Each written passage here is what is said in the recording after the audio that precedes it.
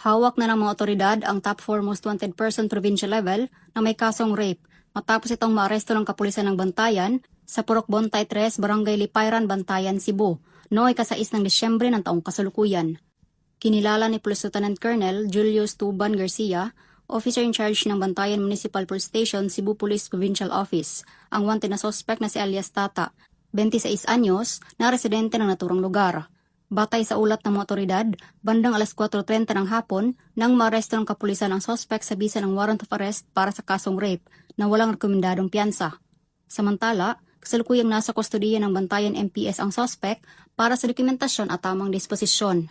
Meron po tayong nahuli for the crime of rape by virtue of warrant of arrest through our intel-driven operation o Bantayan Municipal Police Station tracker team kasama ang Regional Intelligence Unit 7 na ang ating akusado ay rank as top 3 most wanted person of municipal level and top 4 provincial level. Mensahe po namin sa ating mga kababayan na ang Bantayan PNP ay seryoso sa pagpapatupad ng ating saligang batas, lalo na sa implementasyon ng mga may warrant of arrest. Ang matagumpay na pagka-aresto ng suspect ay patunay ng Bantayan PNP ng kanilang mas pinaiting na pagpapatupad ng batas upang mapanatiling ligtas at payapa ang komunidad.